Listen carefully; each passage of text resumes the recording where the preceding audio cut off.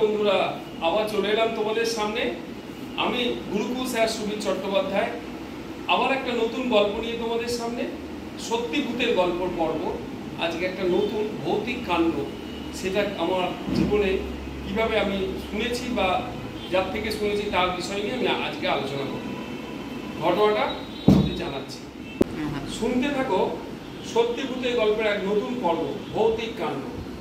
কেমন আছো তোমরা অনেকদিন পর? এই তো স্যার ভালোই চলছে। আপনি কেমন আছেন বলুন? আমি আছি। পুজো তো সামনে, বুঝতেই পারছি একদম দোরগোড়ায়। তোমাদের কি প্রিপারেশন হলো পুজোর সম্পর্কে? এই তো স্যার পুজোর এখন ভালোই প্রিপারেশন, ঠাকুর দেখবো, মজা করব, আর কি বলুন। আর সামনে পরীক্ষা, তার জন্য এখন প্রিপারেশন নিচ্ছি ভালো মতনই। যাই হোক, তো স্যার আজকে আমরা যে এখানে এসেছি আপনার কাছে একটা ছোট্ট রিকোয়েস্ট নিয়ে, আপনি কি সেটা শুনবেন? নিশ্চয়ই, তোমরা বলবে আমি শুনবো না?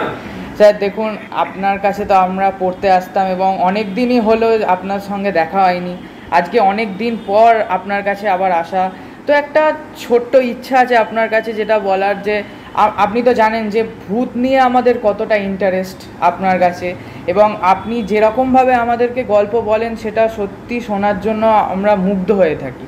তো আপনি কি আজকে কোনো একটি সত্য ঘটনা আমাদের সামনে প্রকাশ করবেন, যাতে আমরা আরও আপনার এই গল্পটাকে চিনতে পারি, আরও ভালোভাবে আপনার এই অভিজ্ঞতাগুলোকে বুঝতে পারি?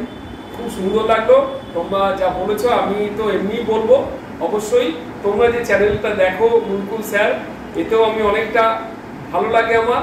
আর তোমাদের এই রিকোয়েস্ট আর তোমাদের এই বলার জন্যই আমি অবশ্যই তোমাদের বলবো আজকে একটা সত্যি ভূতের গল্পেরই একটা ঘটনা অবশ্যই বলবো। যদিও ঘটনাটা আমার সাথে ঘটেনি, ঘটনাটার বিবরণ আমি দিচ্ছি, তাহলে তোমার সময় আছে তো হাতে?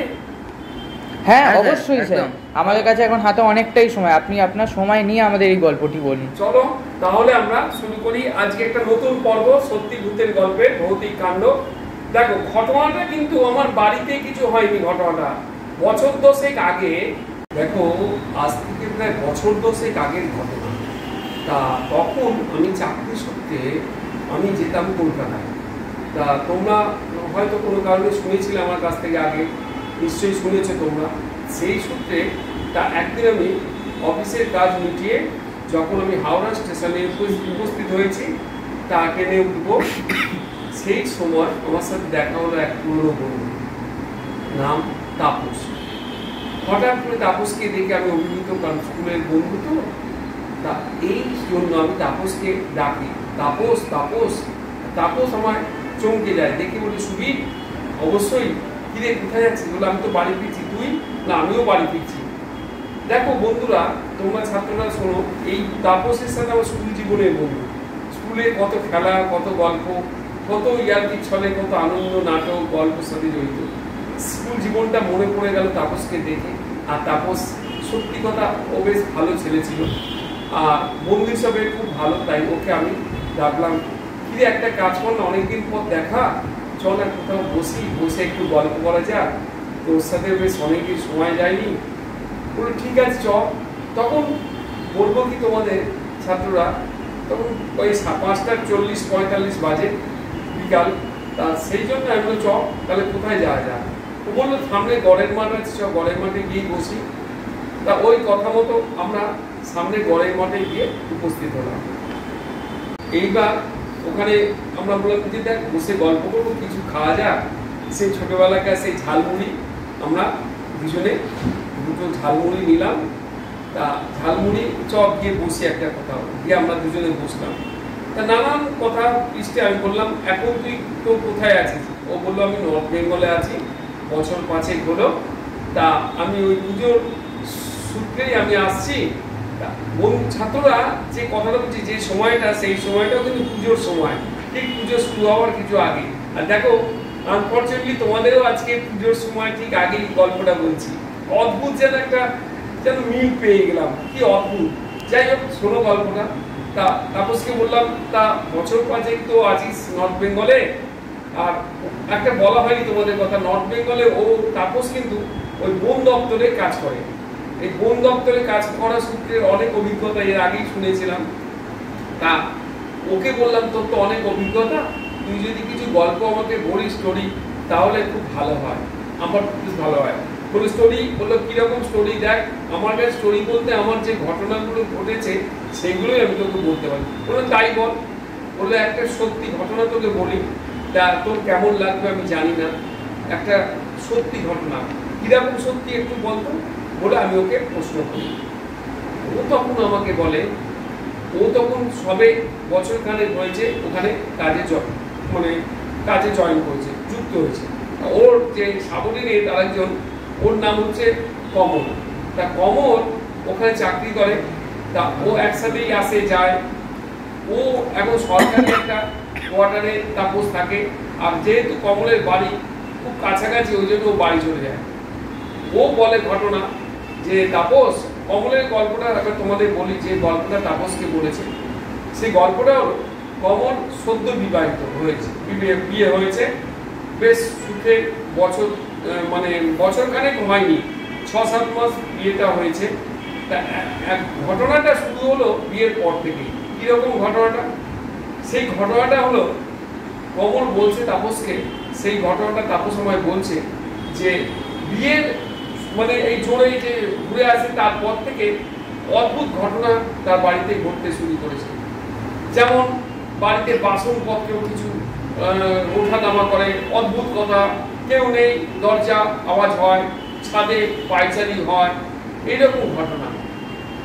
তা একদিন কমল তার স্ত্রীকে নিয়ে গেছিল। ঘটনাটা কিভাবে সূত্রপাত হলো তারপর থেকে সেটা আমি তোমাদের বলি। তা একদিন ও গেছিল একটু কাজের সূত্রে, স্ত্রীকে বললো যে চলো আমরাও তাহলে একটু ঘুরে আসি, বলে একটু একদম কি বলবো গ্রামের দিকে গেছিল। সেইখানে গিয়ে ও স্ত্রী বড্ড কি বলবো বাথরুম পেয়ে যায়। সেই সময় জায়গা কোথাও বাথরুম করার নেই, তা কি হবে? তা ও তখন বলল চলো তাহলে আমরা এই জঙ্গলের মধ্যে একটা জায়গায় গিয়ে তুমি আমার সাথে চলো, বলে সে যায়। তারপর বেশ কিছুক্ষণ পর যখন ওরা আসে বাড়িতে, ঘরে আসে, তারপর থেকে এই ঘটনার সূত্রপাত। তার স্ত্রী কেমন যেন একটা ভাব ভঙ্গিমা করে, কিছু বুঝতে পারে না, তা হঠাৎ উঠে যায় যেখানে সেখানে। তা এইরকম ভাবে ঘটনা ঘটছে। একদিন দেখে যে তার স্ত্রী খাট থেকে উঠে, কমল ঘুম ভেঙে দেখে তার স্ত্রী খাট থেকে উঠে একটা ঘরের কোণে বসে আছে চুপচাপ, চুলগুলো খুলে। এরকম দেখে কমল বলে, কি গো সন্ধ্যা, তুমি এরকম বসে আছো কেন? কোনো কথা বলে না, মুখটা নিচু করে। তারপর আবার ওকে গিয়ে শুয়ে দেয়। সেদিন তো এরম গেল। আর একদিন হঠাৎ করে দেখে, কি বলবো তোমরা, যে তার স্ত্রী তার বিছানায় নেই। ও ঘরে চারিদিকে দেখে, ঘর কেউ নেই, দরজা খোলা, ঘরের দরজাটা বন্ধ করেছে, খোলা। এদিক ওদিক খুঁজছে, দেখে উঠোনে ও স্ত্রী বসে আছে একে একে। অদ্ভুত। ও বলে যে কি করছো তুমি এখানে? কোনো স্ত্রী কোনো কথা বলে না। তো এইরকম ভাবে কদিন চলে। তারপর আরেকদিন ঘটনাটা যখন বাড়াবাড়ি পর্যায়ে যায়, সেটা ভয়ঙ্কর দিনটার কথা আমি তোমাদের বলছি, ছাত্ররা শোনো। তাপস আমাকে যে গল্পটা বলছে সত্যি ঘটনা।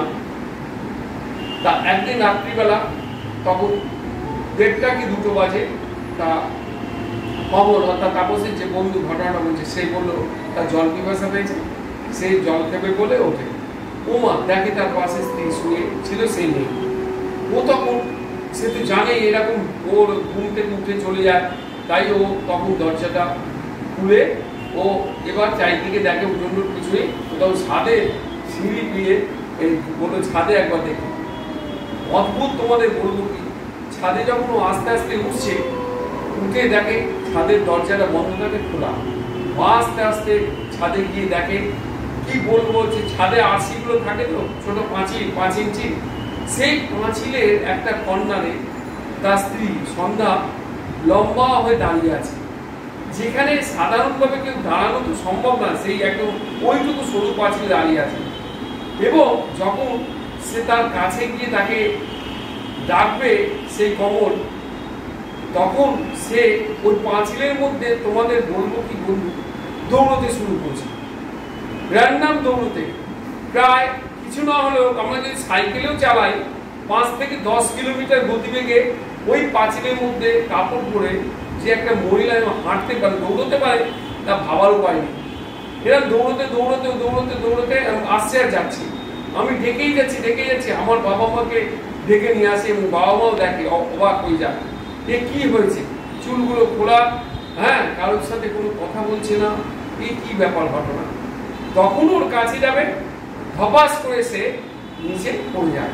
আমি বললাম যে কি হলো ব্যাপারটা, ধপাস করে নিচে পড়ে গেল, সর্বনাশ হয়ে গেল, কারণ দোতলা বাড়ি। তখন আমি গিয়ে দেখি, হঠাৎ দেখি নিচে পড়েনি, দেখতে পাচ্ছি না, ওমা আরসিতে যেন ঝুলছে, কি বলো, সে বাদুর ঝোলার মতো ঝুলছে। এটা কি করে সম্ভব? একটা মহিলা কাপড় পরে বাদুর ঝোলার মতো ঝুলছে, পাটা উপরে, হাতটা নিচে, এ তো অদ্ভুত ঘটনা। এই ঘটনাটা কোনো ক্রমে আমরা বাবা ধরে তাকে উপরে তুলে সে অজ্ঞান হয়ে যায়, তাকে ছুঁয়ে দিই জল টল দিয়ে, সেদিনকে ঘটনাটা গেল। আমরা তখন তার বাবা মানে মাকে খবর দিই যে এইরকম আমরা ভুগছি, কি ঘটনা হয়েছে দেখুন। দেখুন ওর বাবা মা খুব ভালো মানুষ, নিরীহ মানুষ, বলে এরকম ঘটনা তো কোনোদিন হয়নি, কেন এরকম হচ্ছে সত্যি।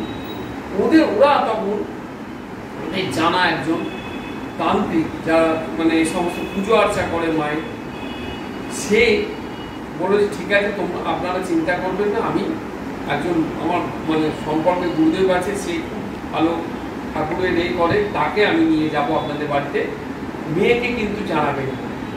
আমি বলে দিলাম মেয়েকে জানাবেন না, কিছু একটা ঘটনা ঘটেছে সে বলবে। এইবার আমি মেয়ের সাথে দিব্যি যেমন সন্ধ্যা কাজ করে সবই করে, তা চলছে। যেদিনকে আসবে সেই দিনটা হচ্ছে শনিবার, তা আসবে মা, আমি জানি শাশুড়ি মা, শ্বশুরমশাই এবং ওই যে যিনি তন্ত্র সাধনা করেন তার গুরুদেব, তাকে নিয়ে আসবে। বেশ আমরা সমস্ত রকম রেডি করে বসে আছি। তা কি জানি সেদিনকে আমার স্ত্রী ভাবভাব যেন আমাদের উপর সকলের রাগ দেখাচ্ছে, কি বলবো, অদ্ভুত, আমাদের কিচকিচ করছে, আমাদের মুখ করছে, নানা রকম গালিগালাজও মুখ দিয়ে তার কোনদিন বেরোতো না, সেই করছে, যেন খিচিয়ে আছে। যাই হোক, হঠাৎ কিছুক্ষণ পরে সে গিয়ে দরজা বন্ধ করে বসে থাকে। তখন বেলা ওই 11টা হবে। এবার দরজায় আমাদের কলিং বেল আসে, আমার গেটের কলিং বেল আসে। কেমন লাগছে আমার ছাত্ররা শুনতে? স্যার খুবই ভালো লাগছে এই গল্পটি শুনতে। আপনি স্যার কন্টিনিউ করুন আপনার গল্প, আমরা খুবই ইন্টারেস্ট পাচ্ছি। যাই হোক, তা ওই তান্ত্রিক যিনি বাবা, তাকে নিয়ে আমার শ্বশুর এবং শাশুড়ি মা দরজায় করা লাগে, এবং বেল টিপলেই আমি দরজাটা খুলে একজন তান্ত্রিক মানুষ, গায়ে লাল এই পরা আছে, অর্থাৎ যে সাধক মানুষ দেখলেই বোঝা যায় উনি এলেন। তার হাতে ছিল একটা ত্রিশূল এবং আরও কিছু থলিতে আরও কিছু জিনিস ছিল। সে হঠাৎ করে ঢুকতে গিয়ে সে পা দিতেই সে বলে যে আপনারা কোনো কথা বলবেন না, কারণ আমি এখানে আজ পেয়েছি, আপনাদের বাড়িতে এক ভয়ঙ্কর অপদেবতা আপনার কারোর ওপর ভর করেছে, আমি সেটা বলছি আপনাকে। সে বলে আমাদের সঙ্গেই সে ঢুকে, এবং হঠাৎ করে সে ঢুকতে গিয়েও সে আমরা যে ঘরে তাকে বসাবো সেই ঘরে হঠাৎ করে সে বন্ধ করে, না এই ঘরে ঢুকবো না বলে সে হঠাৎ করে মোড় ঘুরে আমার স্ত্রী যে ঘর দরজা দিয়ে আছে সেই ঘরের কাছে গিয়ে দাঁড়ায়। সে জিজ্ঞেস করে, আচ্ছা বলুন তো এই ঘরে কি আছে এই মুহূর্তে? কেন? আমার স্ত্রী সঙ্গে সঙ্গে অবাক হয়ে যায়, বলছি সে সাবধান, আমি যাকে আজ পেয়েছি যে আছে এই ঘরেই আছে, আপনারা দূরে সরে যান, যতক্ষণ না বলবো কাছে আসবেন। তা কি বলবো, আমরা কমল বলছে তাপসকে যে আমরা সরে যাই। তখন সেই তান্ত্রিক সে কিছু মন্ত্রপুত, কিছু জল, কিছু কাজ করে সে খুলে বলে যে দরজা খুলবি না তোকে আমি পুড়িয়ে মারবো, দেখ শিগগিরই খোল, না হলে তোকে কিন্তু শেষ করে দেবো বলে তান্ত্রিকের বেশ কিছুক্ষণ মন্ত্র পড়া এতে দরজাটা দেখলে হঠাৎ আপনার খুলে যায়। খুলে যেতে তান্ত্রিক ঢোকে এবং ঘরের কোণে একদম যেন একদম ছোট একটা বালকের মতো বসে আছে আমার স্ত্রী। অদ্ভুত তার চাউনি, চোখ দুটো যেন লাল জবা ফুলের মতো, চুলগুলো সামনের দিকে পড়ে আছে।